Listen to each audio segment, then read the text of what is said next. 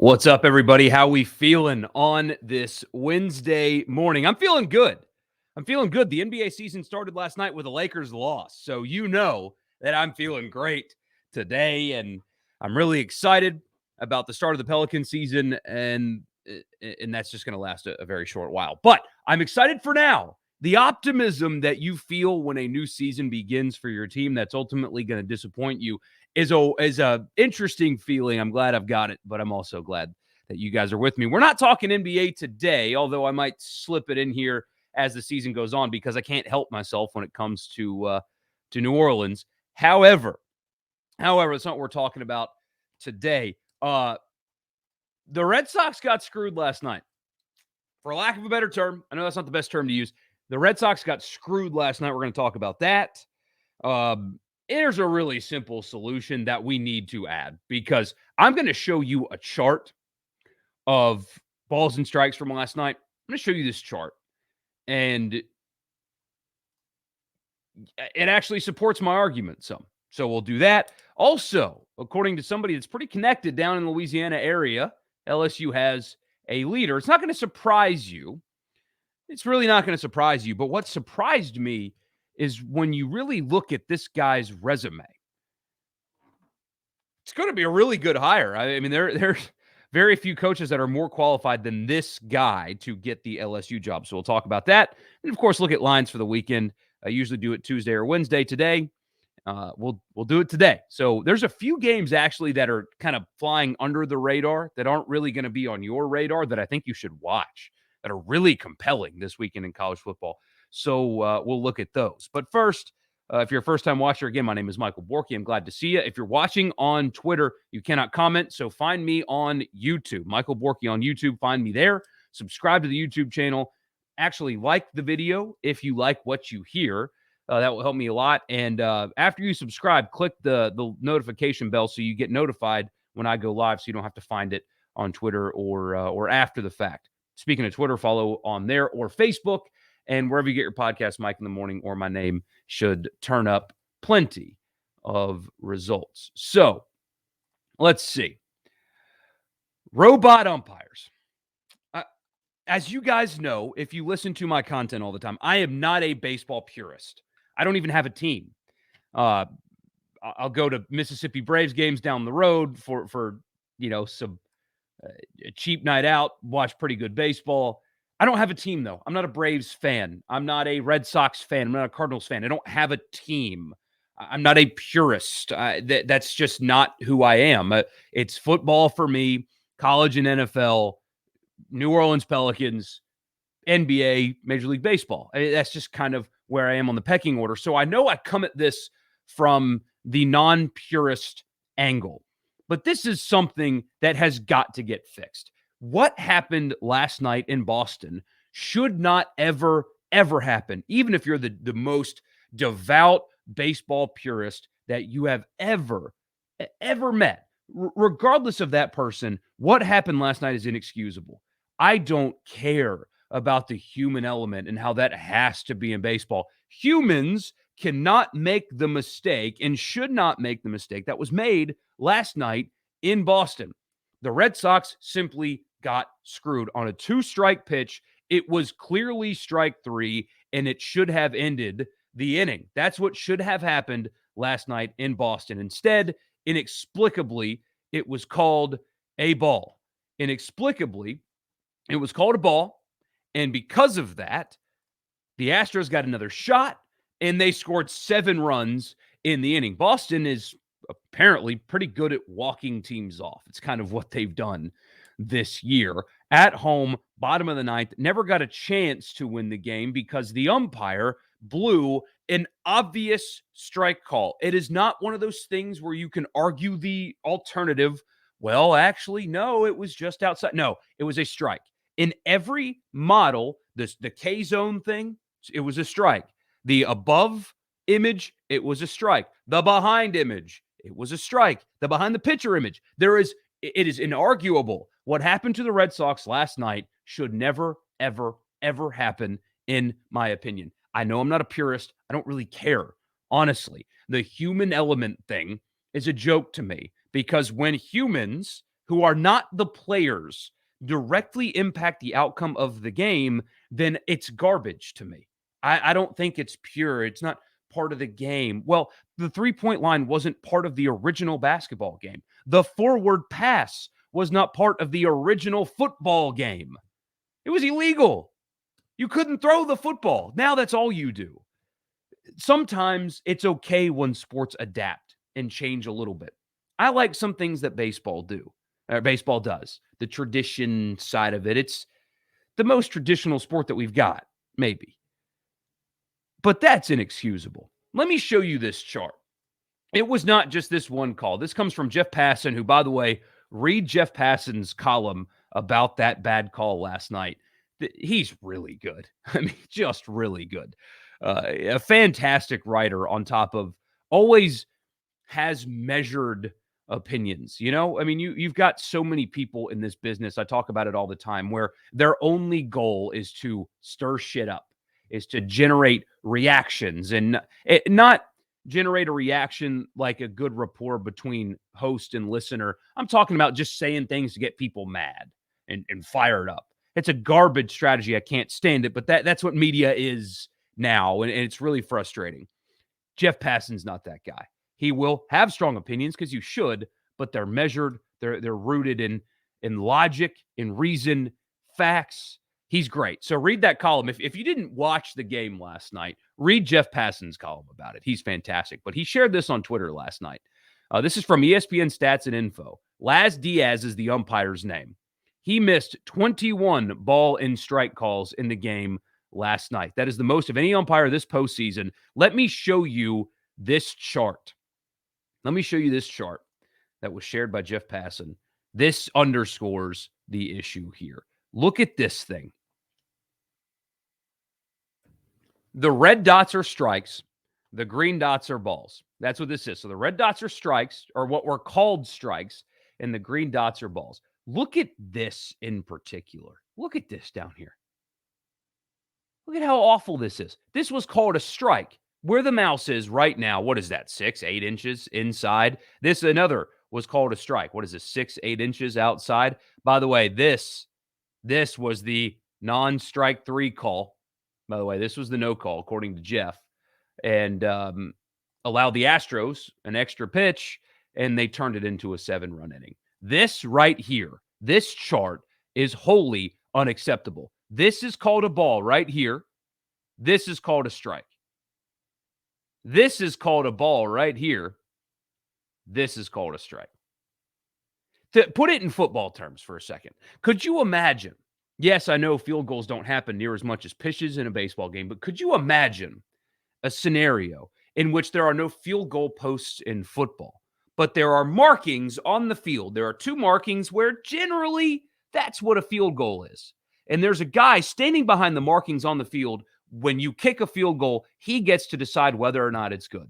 Even if it goes through those lines, it's up to him to decide whether or not the field goal goes in. Could you imagine a game-winning field goal like Jacksonville when they beat Miami, kicked a game-winning field goal in London on Sunday? If those referees just got to decide, hey, it wasn't any good because we like our kicks a little bit outside. So nope, field goal, no good. Sorry, going to overtime. Could you imagine if we did that in football?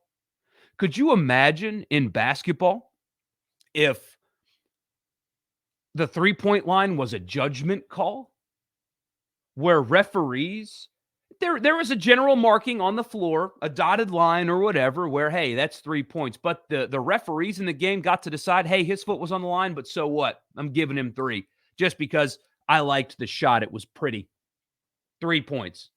But his foot was on the line. I'm a human element. That's 3 points. Why is it only in baseball we allow subjectivity to be part of the game?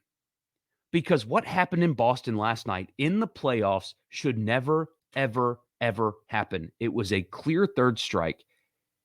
I know I'm not a purist, but we have the technology to avoid crap like that.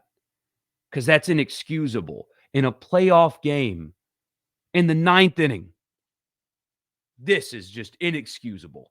Completely and totally inexcusable. This cluster right here, this pitch right here, paired with that and that and that and that. It's unbelievable. I feel bad for Red Sox fans. I really do. That's a joke. Zach says, "Hey man, hockey started. Where's the coverage?" See, I usually during football season won't even touch baseball, but I couldn't avoid it today. Chris says, "Jeff's the man." I agree. I mean, there are few people like him left in the business. There are few people like Dan Patrick left in the radio business. It's all just, what can I do today to make everybody mad? And as I've said before, I'll say it again. That strategy works for a little while. It does. It works for a little while. You do the shock jock thing and you say ridiculous stuff to get people all mad and they tune in to hear how ridiculous you are, but that is not cultivating a dedicated audience, and that is doing a disservice to your potential audience by acting like that. But that's what people do, and it's shameful. We're losing the smart people, the people that do it the right way in our business, for sure. All for the sake of stirring shit up. It's a joke. Jeff's not that way. One of the few remaining. Zach says, "See, I was looking at this last night. If that is the controversial ninth inning pitch, why is it red?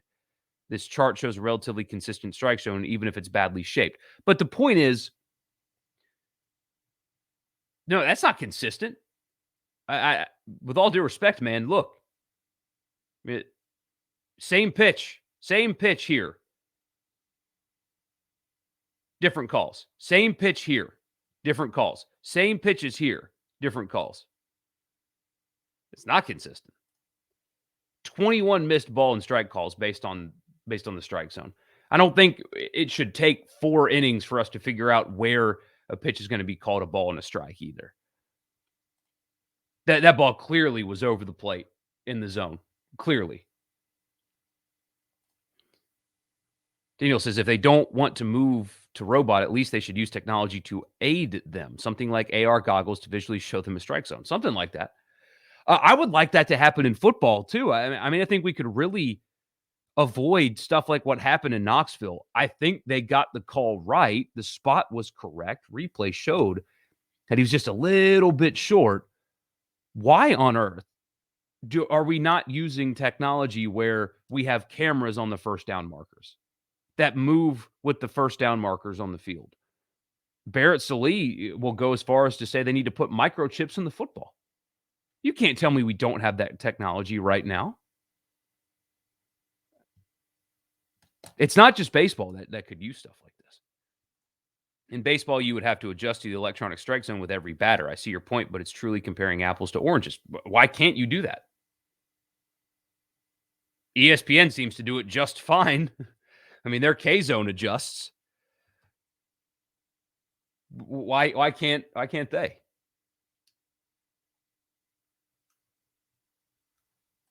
It's too bad calls in 160 pitches. He missed 21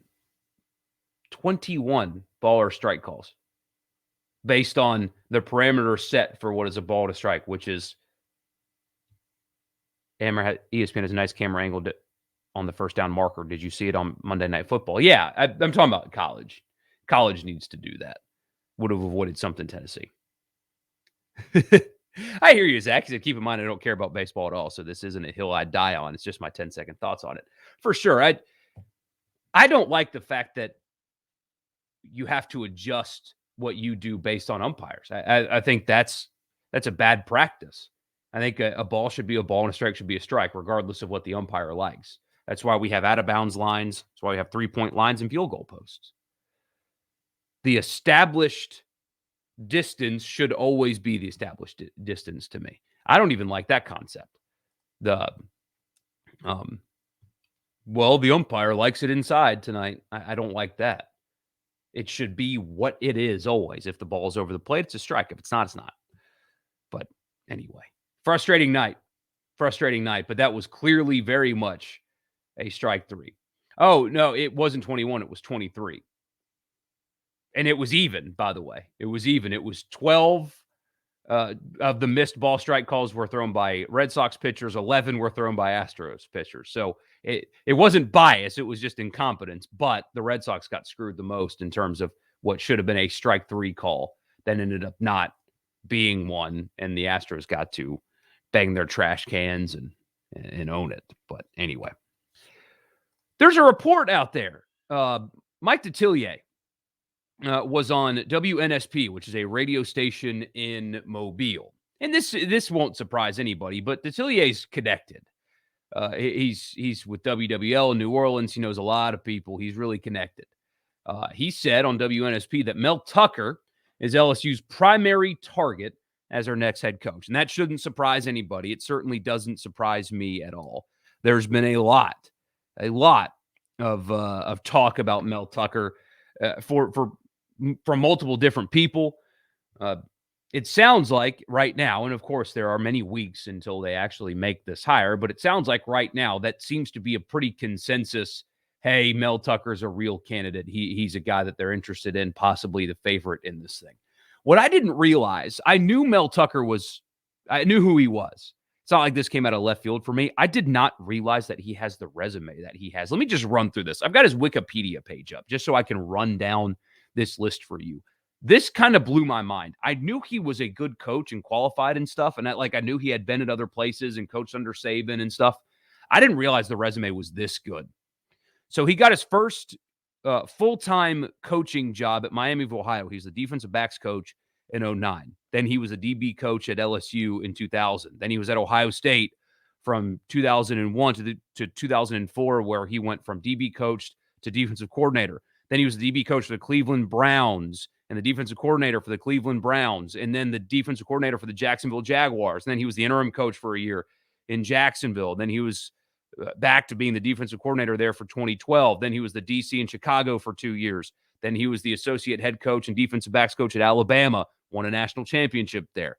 Then he was a defensive coordinator and defensive backs coach for Georgia for 3 years. Then he was the head coach at Colorado. Then he was the head coach at Michigan State. His 1 year at Colorado, they beat 2 ranked teams. And year 2 at Michigan State, he's got them 7-0 and ranked in the top 10. I did not realize that his resume was that good. He's been part of, I think, he's been part of 2 national championship winning teams, one at Ohio State, one at Alabama. He has turned Michigan State's roster basically completely over. I don't think they're a playoff team yet, but look at what he was able to do, especially using the transfer portal at a place that's kind of tough to acquire talent. I mean, I guess I just didn't realize how qualified Mel Tucker was for this job. I've seen a lot of people throw out that he would be just a diversity hire. I've seen that in some places, message boards and stuff, not from anybody professional. And maybe that is attractive to people in leadership positions at LSU. Maybe that is. But look at that resume and tell you that there's anybody that's more qualified than him.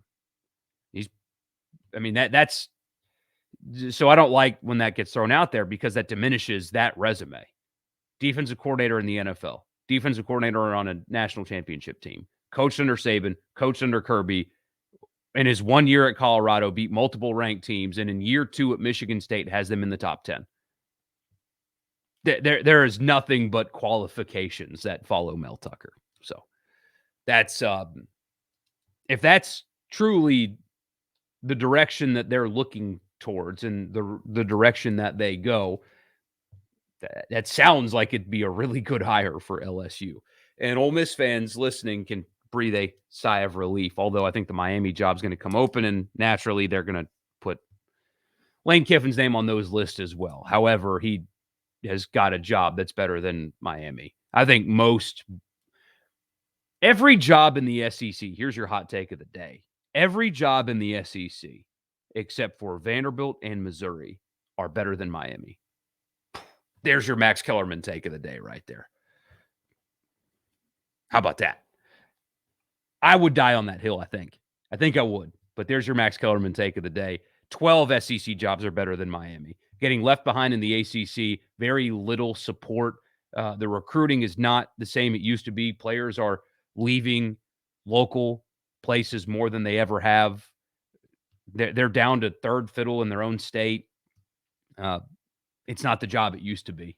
Miami is not the job it used to be. It's a great place apparently to live and party and go to college. I bet being a college athlete in Miami is probably pretty sick. However, uh, conference realignment and stuff like that has really damaged everybody in the ACC, not named Clemson, to me. But anyway, that's your take of the day. It's going to be Cristobal, Zach says. Be a hell of a hire. I wonder if Mario's not waiting for Saban to leave Alabama. I think he's got a pretty good job right now. It's not the SEC. It's definitely not the SEC, and that hurts. But there aren't all that many better jobs than the one he's got. He's recruiting really well. He's got great fan support, all the facilities you could imagine. Apparently, Eugene's pretty sick also as a town to live in. But they could get him, I think, if they wanted him. They could. I mean, like I said yesterday, they are not going to get said no to twice. No shot. This is not the Auburn opening this past year. This is not the Tennessee opening. They're not going to get said no to twice. If they want Mel Tucker, they're getting Mel Tucker. If they decide they want Jimbo Fisher, I maintain this. They're getting Jimbo. If that's who they want, I think that's who they'll get. They're not going to get said no to. There's too much money and it's too good of a job, considering their candidate pool.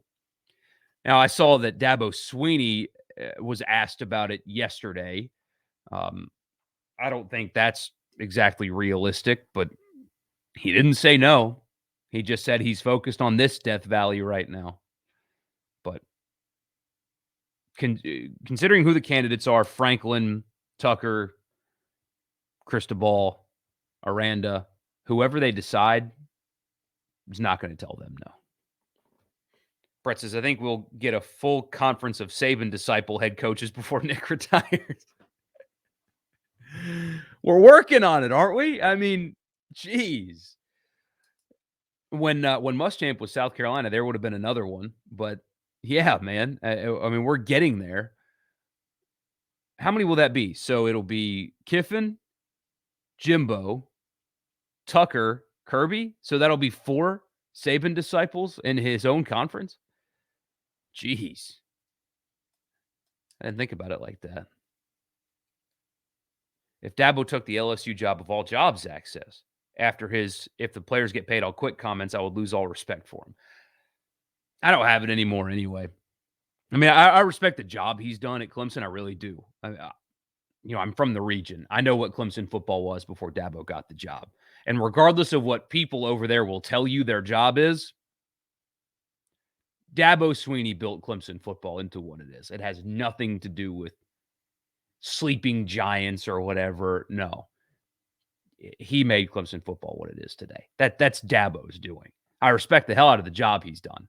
But those comments still were so off-putting to me as a guy that's making the gaudy salary that he's got to coach football. When you say, if the players start getting a little bit of money, I'm going to quit because there's too much entitlement in the world as I cash my $8 million a year salary. That one, I know it's just one thing, but that has put me off from him so much that I don't look at it the same.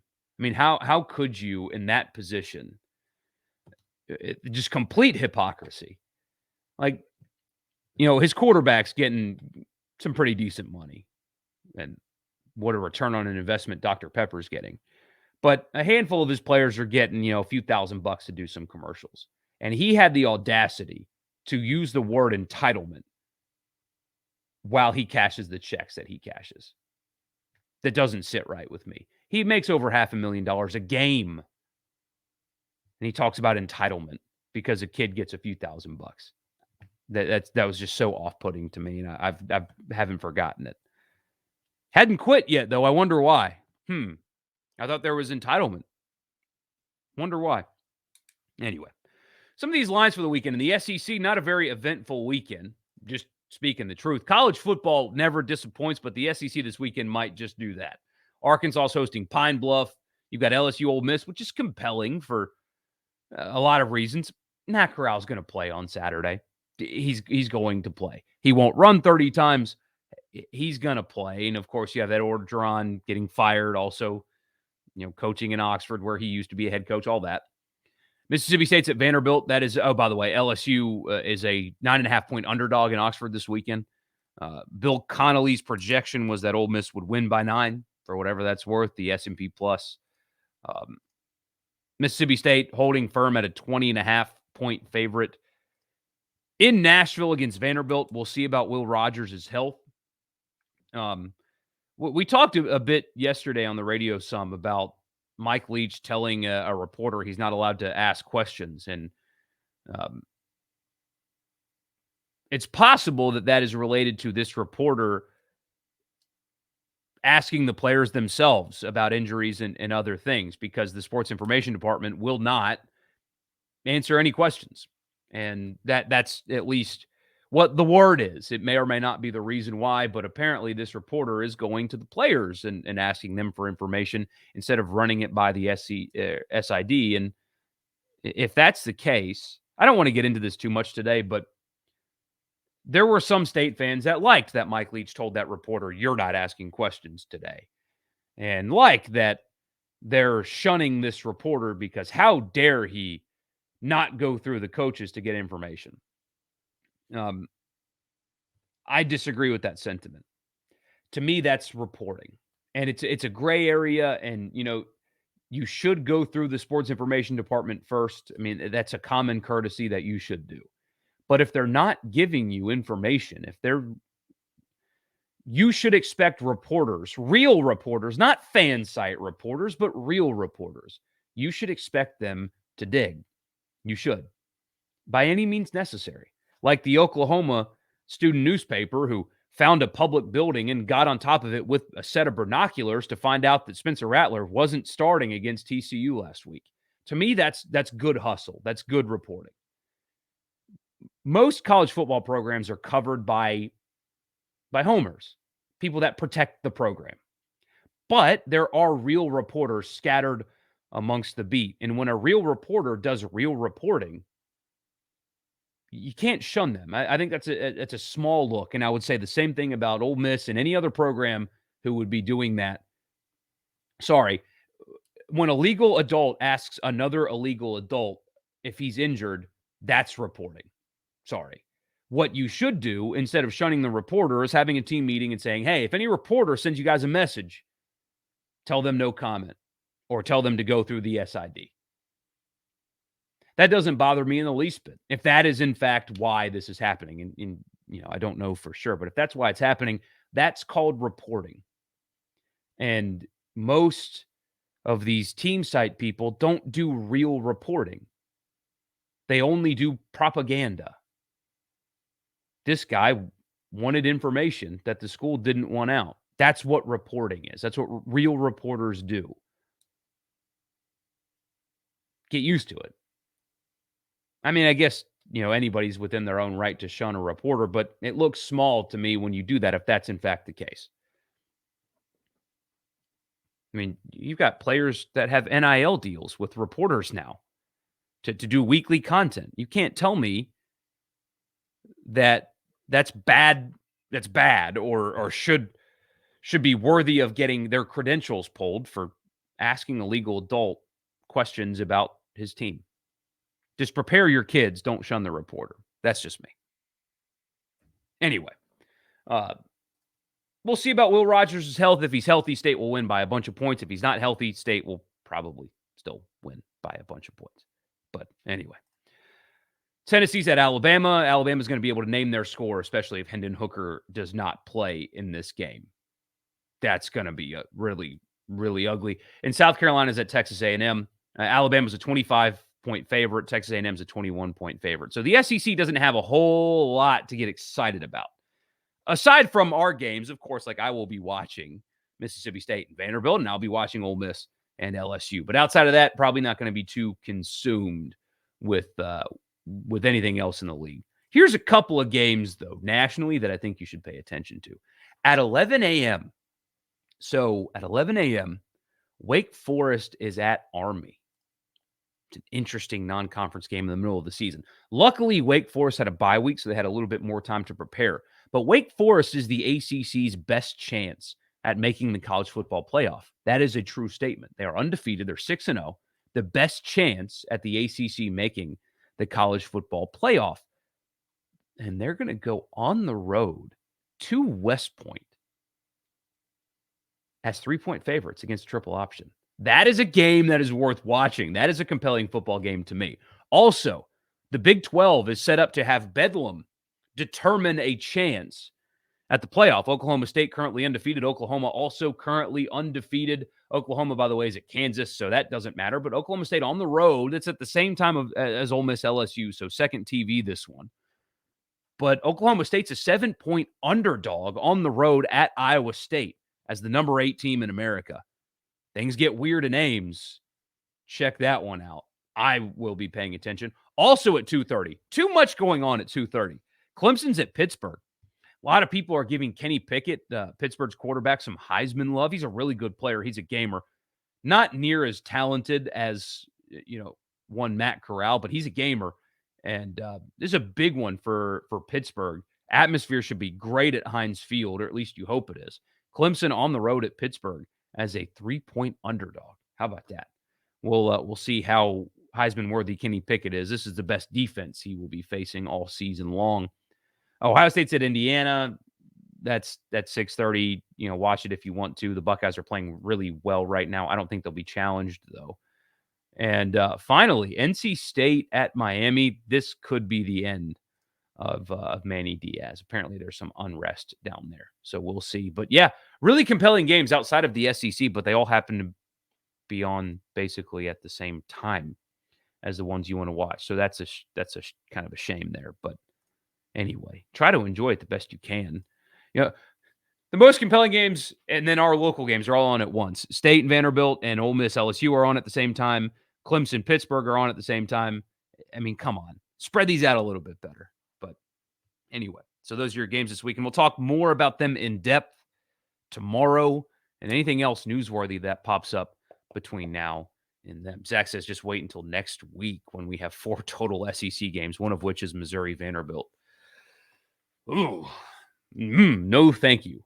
At least, though, the other ones are pretty decent, right? You've got Florida, Georgia, Ole Miss at Auburn, and Kentucky at Mississippi State. So at least the other 3 are interesting.